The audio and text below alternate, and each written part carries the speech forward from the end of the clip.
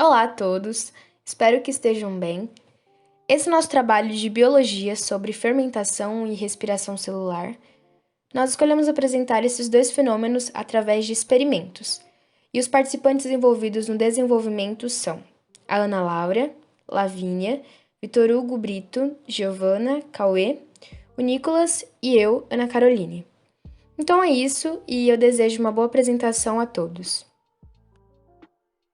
Vamos começar falando um pouco sobre a ação do fermento sobre o pão. Para isso, iremos realizar 4 experiências para demonstrar o efeito do fermento sobre o pão.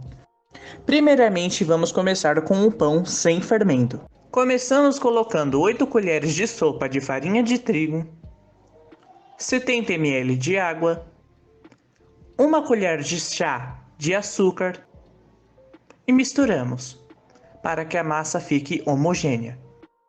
Para o segundo pão, adicionamos 5 gramas de fermento biológico seco diluído em um pouco de água. Após isso, reservamos as massas e as deixamos descansar. Após o descanso, podemos perceber que a massa sem fermento biológico seco continuou pequena.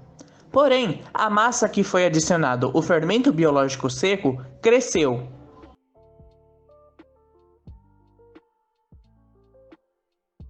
Logo após, levamos as massas para o forno.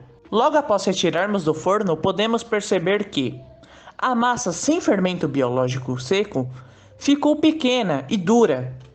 Já a massa com fermento biológico seco cresceu e ficou mais macia. Nestes pães repetimos o mesmo processo, porém com a diferença de em um utilizamos fermento químico e em outro utilizamos fermento biológico fresco. Colocamos os pães para descansar. Após o descanso podemos perceber que o pão que mais cresceu foi o que utilizamos o fermento biológico fresco.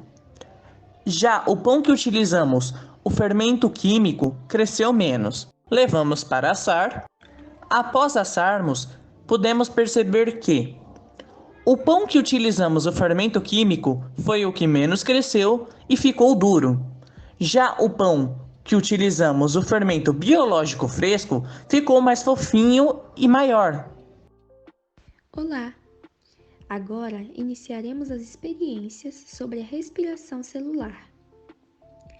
Neste caso, fizemos 2 experimentos. Os materiais utilizados no primeiro foram garrafas PET, água, açúcar, fermento químico e bexigas.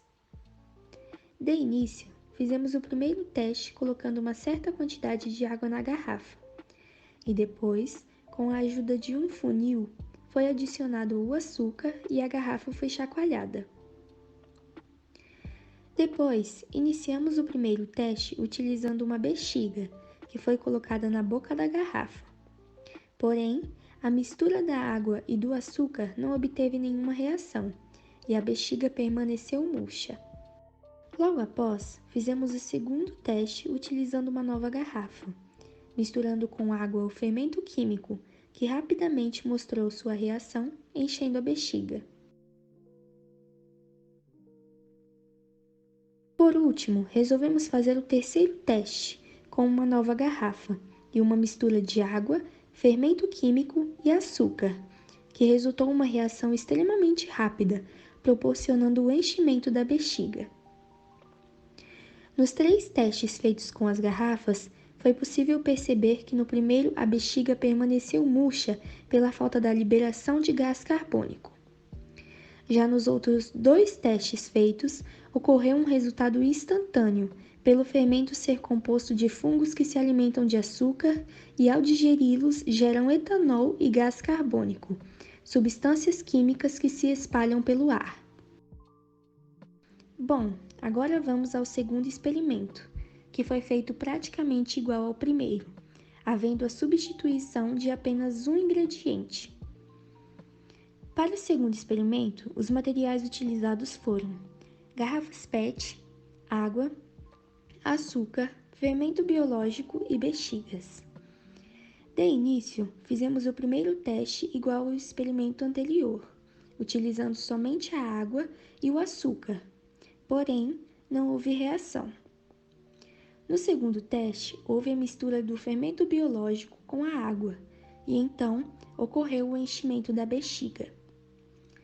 No terceiro teste, foi feita a mistura de água, açúcar e fermento biológico, e a bexiga se encheu de um tamanho maior que a do teste anterior.